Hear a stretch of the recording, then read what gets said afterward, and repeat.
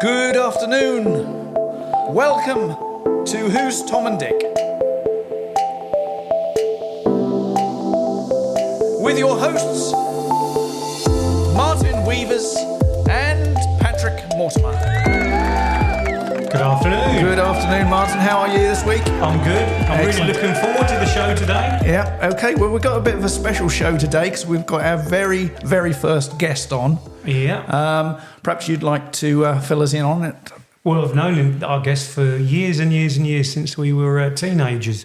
We go back to the 1970s when we used to play football for Sudbury Town Youth. Yeah, and then we met again through Sporting Memories this year, wasn't it? Our guest today is Andy Reid. Welcome, Andy. Hi, guys. Andy. Hi, great to have you on board today. Andy, would you tell us a little bit about yourself, please? Hiya. 63, 64 in a few weeks' time. Sudbury boy. Worked around the leisure industry all my life. Started at the old open air pool and things progressed from there to Kingfisher. Do you know what? I remember you down the open pool now. Do you remember those shorts? I can't remember the shorts. That's right. But Andy opened a grey cell earlier when he came in, and now you've opened another one with that. That's right. So fast forwarding to 5 years ago, or just over 5 years ago. A Saturday morning, I'd been out for a walk. I think we walked down to town quite early. Got back about 8:30, 8:45-ish. With no warning whatsoever, when I walked into the kitchen, I just collapsed. That's the last thing I knew for 3.5 weeks. Wow. There were a few little bits in between, but I'll perhaps mention them. But I'd had a cardiac arrest, which, having a bit of knowledge about first aid and heart attacks, I always thought cardiac arrest and heart attack were pretty much the same thing, but they're not. Because cardiac arrest is basically when the heart stops and you just go down. And you didn't get any warning whatsoever? No warning at all. As we were walking up the road, my wife Sharon said, looking back on it, I did say these bags are a bit heavy today, but that was, that came out a lot later. But you did have about 8. I may have had about 8 now. From memory, I think it was probably just 1. I've gone down. From that point, I don't know anything, so the blanks have been filled in for me. Sharon had a bit of training with first aid. She put me into the recovery position, rung 999. I understand she then whipped round to the next door neighbour. He'd recently done a first aid course and been trained how to do CPR and use a defibrillator. So he did some CPR on me. Luckily, the first responder that was on duty, because they intercept the 999 calls, the first responder was on the Sudbury side of where I live in Ballingdon.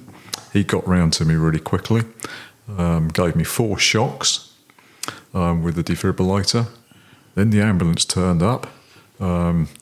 And I think at that stage, in the cul-de-sac of Elizabeth Way where I live, it was absolutely blocked with emergency vehicles and cars. And then the next thing is that the East Anglian Air Ambulance monitor all the calls that come through on 999.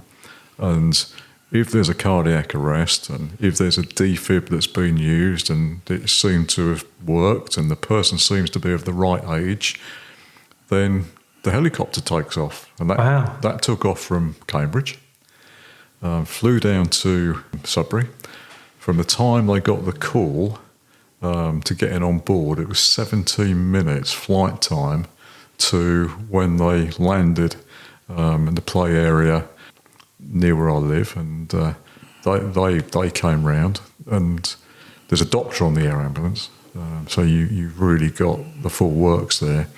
And they spent the next 90 minutes stabilising me before they then flew me to Basildon Cardiac Unit. Basildon Cardiac Unit is one of the top units in the country. I was unaware of this because originally they were going to take me to Luton, but the Basildon team could be ready 2 or 3 minutes quicker than the Luton team could.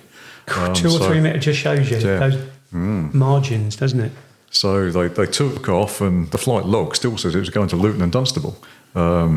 You can look at those online, and it took me down to Basildon. So you think you're going to looking back on it, I thought, wow, that's fantastic. I must have landed at heliport at Basildon, I landed on the golf course because Of course, you're completely unaware of all this. I'm unaware of all this. But they landed on the golf course. I was taken to the theatre. Amazingly, I only had one stent. And I think, my middle name must be lucky now in terms of everything backing up. The neighbour, the 999 call, the emergency first responder on that side of town. The air ambulance actually been free, been available to come. Yeah. So all of those things were the lucky bits. And the best team available as well. Absolutely. And the teamwork from East Anglian Air Ambulance is something else. Because you've been told all this, haven't you? Because you obviously you're out of it.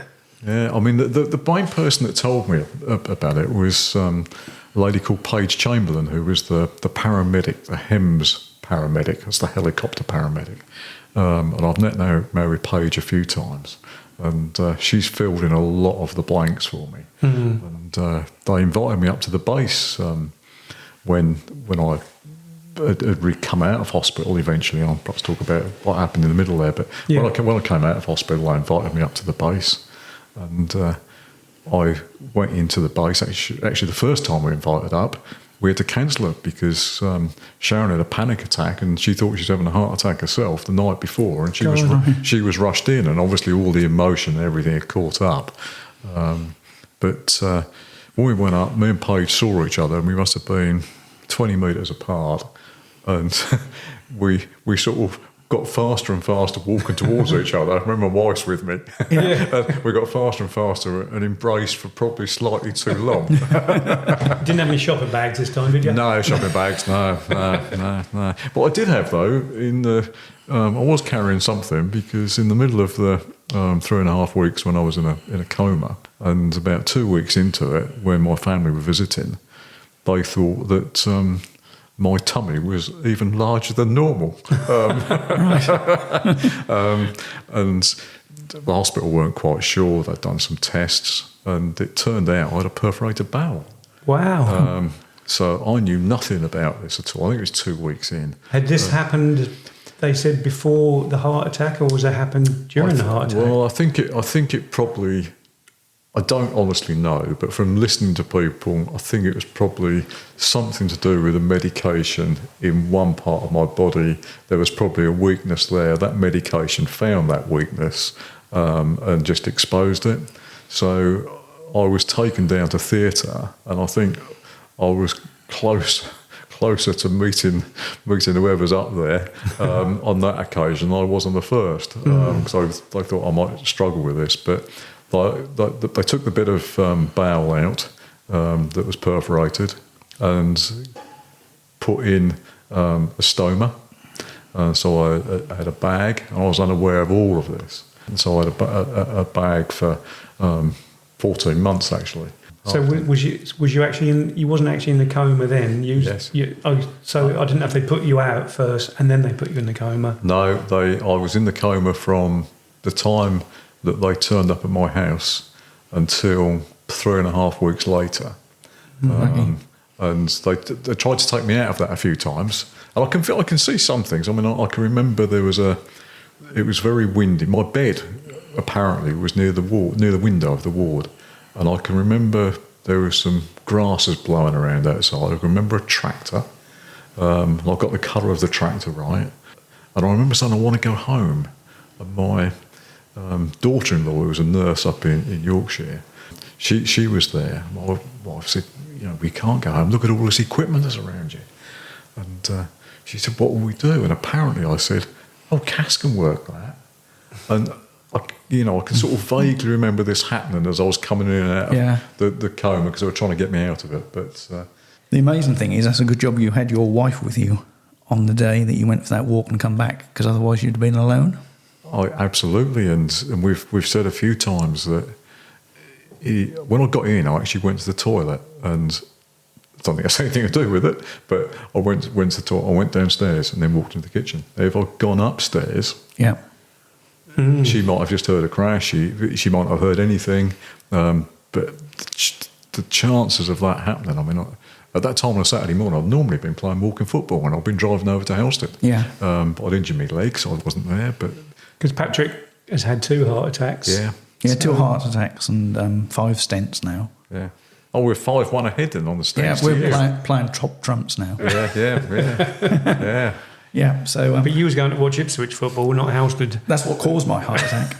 Yeah, we weren't doing well. We haven't been doing very well for years, but yeah, that's what caused my heart attack. I think we were going to Ipswich one Tuesday night, and I felt pain in my arm, and that was it. But my father had heart disease, so I knew the effects and what to look out for. And as soon as this started to happen, I thought, this ain't right. Well, that's interesting because my dad mine was hereditary. Dad had heart disease. It was said Dad's death was a massive heart attack. Yeah. I think the truth now is probably a cardiac arrest. Yeah. But we don't know. But I looked at his death after I've got better. I've looked at his death certificate and seen what it is. Granddad, who I didn't know, allegedly died of a heart attack. I've not been able to find his death certificate. Right. But great-granddad, who died in 1912, I've got his death certificate, and I've given these to a cardiac consultant that luckily I knew, and he's looked at it and he said, well, it's clearly hereditary. Yeah. What's come through there? So my 2 sons have made sure they've been checked out. But Yeah, well, I mean, when the surgeon came round, I said, why have I been picked out to have a heart attack? And he said, well, you've said on your form you don't smoke, you don't drink, you're not overweight, your diet's not ideal, but it's got to be hereditary in your case. But he did say, which I found strange, is it very often misses a generation. Yeah. It steps a generation. So, your sons might be okay, hopefully. Yeah. But then I said, well, my father died of heart disease, so it didn't step over me. Yeah. So it's a weird one. I don't think there's any logic to it, really. No.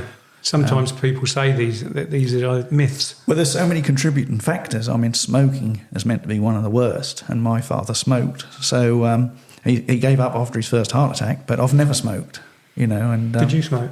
No. I think when I had a few too many lagers, probably I might have had the odd cigar. Well, you allowed the one vice. I might have had the odd cigar. So, but that didn't last long because I hated it. I didn't smoke, but Dad smoked. Yeah. And they said that was a contributory factor to his arteries being blocked. Right. So tell us more about. You've obviously had your heart attack, and you've been off in the jolly in the helicopter. So tell us a little bit more when you sort of what treatment you had to have.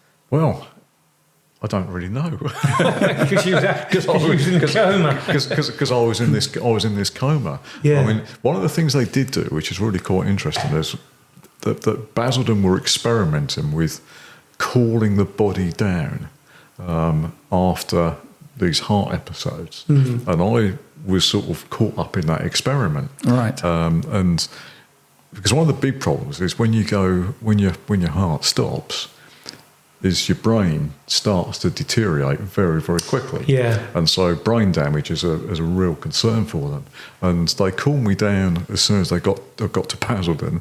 And the surgeon, who I haven't actually spoken to directly, but through messages through one of his team, is suggested that they think that by calling me down, that really helped. Because obviously the family are thinking, well, when Andy comes round, what's he going to be like? Yeah. And you just don't know what is going to happen. But you can make your own minds up where brain damage died. Most people said no worse than when you went in, mate. So when you was in your coma and all that, could you actually hear anything? I mean, No, this is a personal question. I've often wondered. Do you hear people talking about you, and you just can't move? Because sometimes people say, if you can hear me, just move your little finger, don't they? Well, I can't remember any of that. No. The two things, well, 2 or 3 things with the tractor. Can I go home? But that was when you more come round, And that wasn't was it? that was when they were trying to bring me out. I think the one thing I do remember, there was one time when I distinctly remember somebody standing over my bed, because in intensive care you get nursing nearly 1-to-1, and this guy. Young lad, pleasant lad. He wasn't. I think he was Eastern European, where it originated from. But I must, I suppose, with that, have heard something, which I'd never really thought about before you said that. But so I must have heard something. Yeah. But it was like the Grim Reaper, Right. and that's all I could think about afterwards. So is there anything like how can I put this, that you've lost the use of, like say like people who have a stroke use the use of their arm. Have you got everything back? I think so. It's a normal. I check my fingers. I check my toes. No, I think I have. I mean, the one thing that's carried on through that I've just got to accept now is I get very tired and mentally tired. We was talking about that when we were on the phone when we first sort of. I have a sleep in it. Do you sleep in the afternoons? I try not to. I try to sort of work my way through. We've never slept in our family in the afternoons. No. But I nod off. I do nod off. If I'm watching it's the time now because it might be time for my sleep. I know. Going on, what sort of drugs you're on? Are you on many tablets? Yeah, I'm on 4 or 5. All the things that you probably expect. I mean, the one that I've been very open about, which when I came out, I don't think I got depressed, but I was pretty close to it. I was definitely in this period of low mood, and they prescribed me some medication for that. And a few times in the first couple of years, I thought, I've got to get off this. This is not right. And I just tend the doctor to wean you off it could cause some problems. Yeah, I think you're right. I'm just trying to. I've just gone with the flow now. Is that amitriptyline? Could be. Yeah, could be. That's a famous one they use. Because I got offered it all as well for depression and all that, but I said I'd try and beat it myself. Yeah, well, you know, that's obviously the best way, but not everybody can. No, that's right. I think I don't know whether you did, but when I came out of hospital, I had to go for a 6-week rehabilitation session up at the health centre with all the other boys and girls. Yeah. And it amazed me how some of them had sort of almost given up and said that heart disease has taken over my life rather than my life is going to control heart disease. And I was amazed with that as well. Yeah. And what I did is I said everything in terms of recovery, and I did it quite early on, is going to go back to the old sporting principle of marginal gains. And I'll do anything and everything I possibly can to get well. And when I told that to the cardiologist who works at West Suffolk, when I got transferred from Basildon to West Suffolk, but when I got transferred there and said I want to do anything, she said, you're a perfect person to go along and have counselling. We're offering that now to cardiac patients. All right. And that was quite early for them to be doing that. Mm-hmm. So I said, yeah, I'll do it. I walked into this counsellor, and I won't say her name, it's not fair, but walked in to see her, and I was scared stiff, absolutely scared stiff. And within 10 minutes, we clicked, and we clicked really, really well.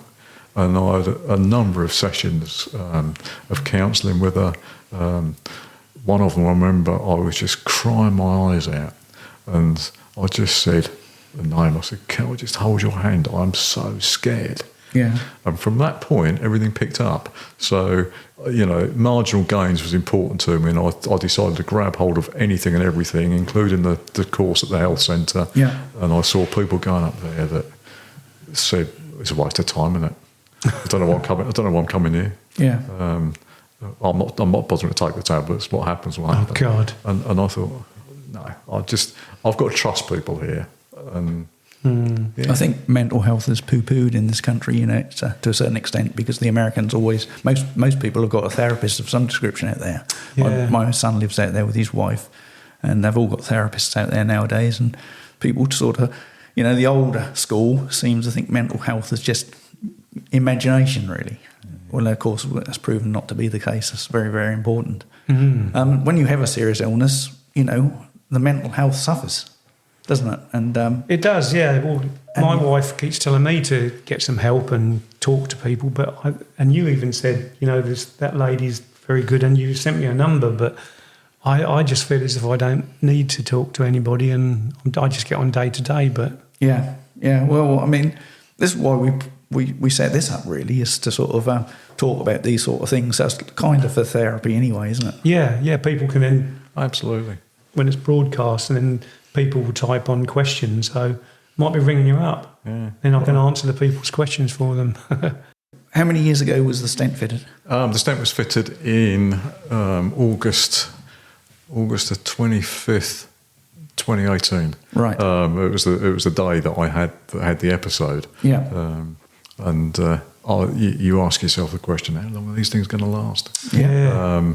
And you know, the message to me is, well, I've got a check-up. Actually, I had a blood test earlier this week, and I've got a check-up in a couple of weeks' time.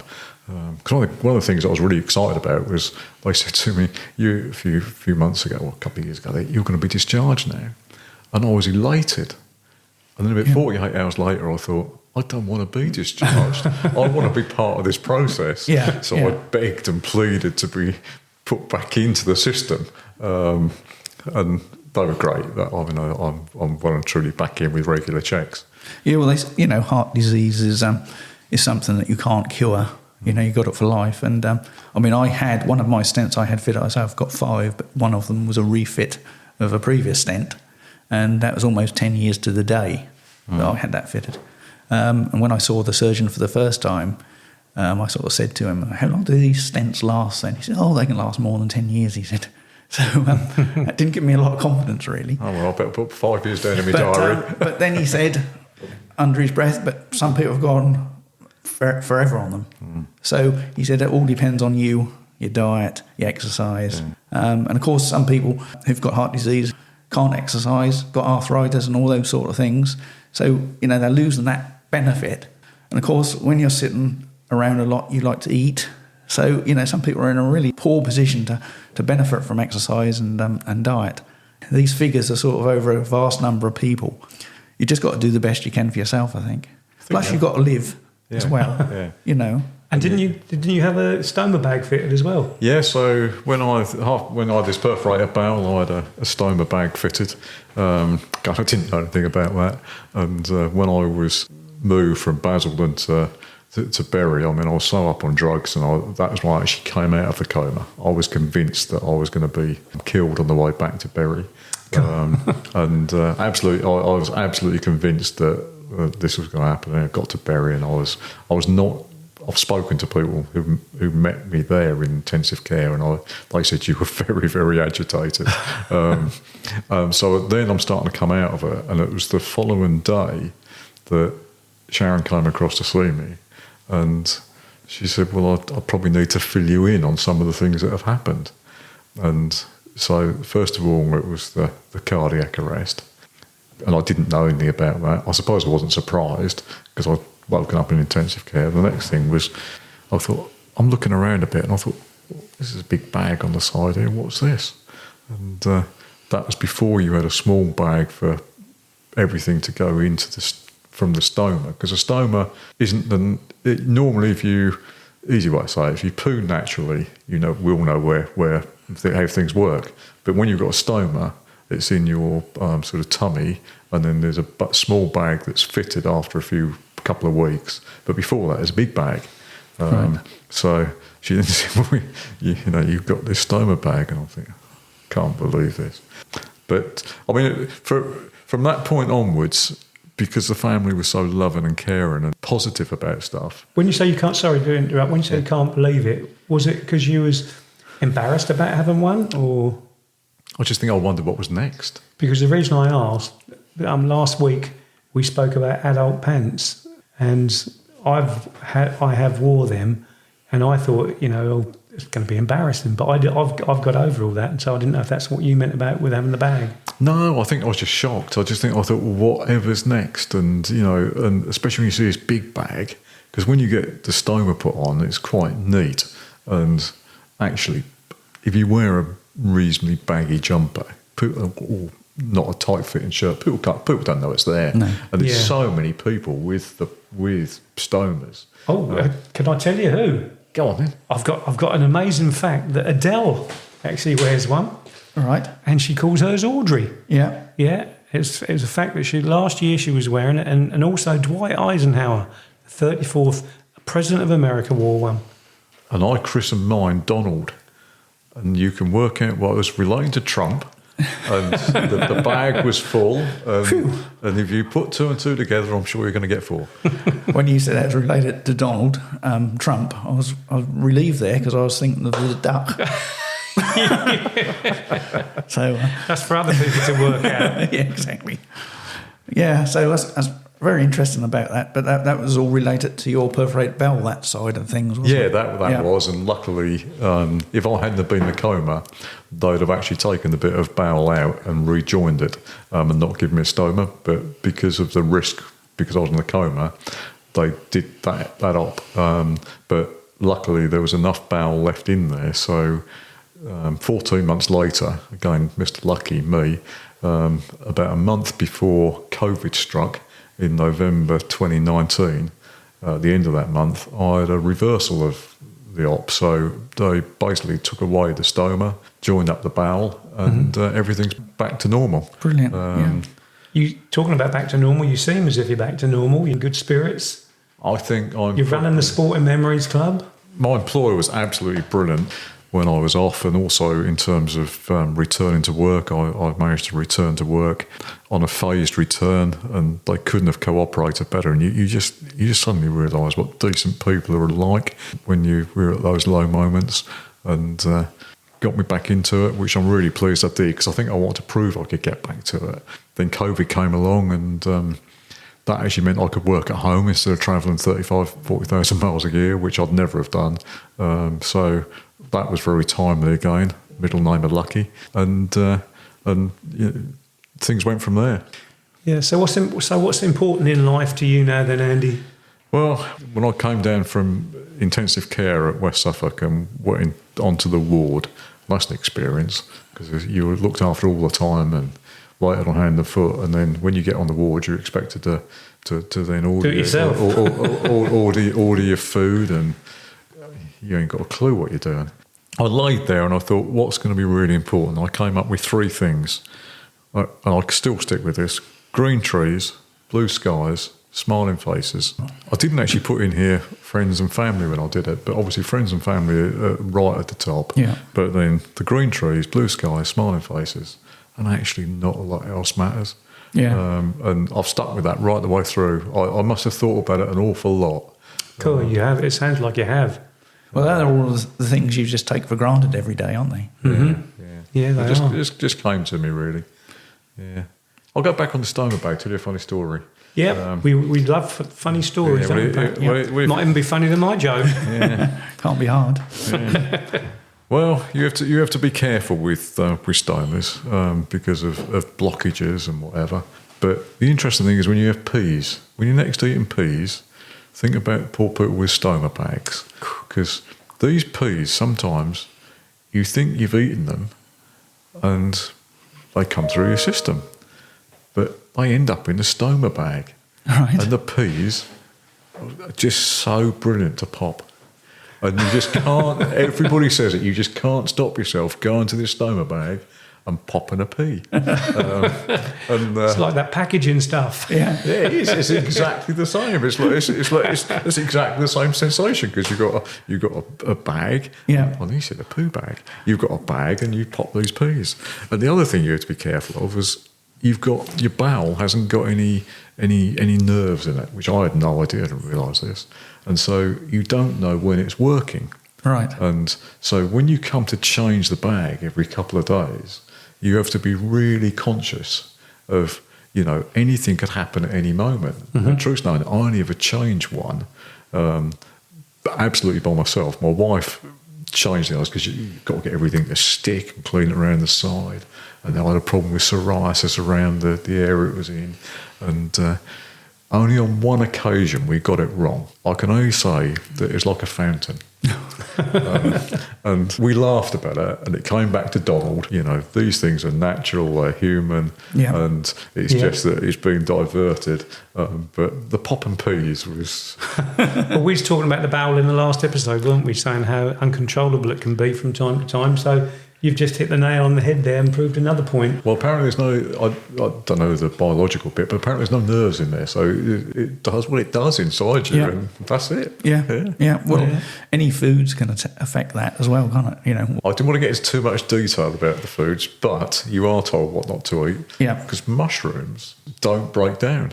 Right. Okay. See, we're learning something on this podcast now. Oh, this is it. Oh, I tell you, you could have 2 hours just talking about the Stoma bag. People that have been in West Suffolk or Ipswich in intensive care, there's something called ICU steps, intensive care unit steps, and you can go to these groups. But you can go to those groups. One of the things I always wanted to do was go swimming. Go back to swimming, which really was my sport, and I was really quite nervous about going back in with this bag and thinking about all the consequences if it leaked.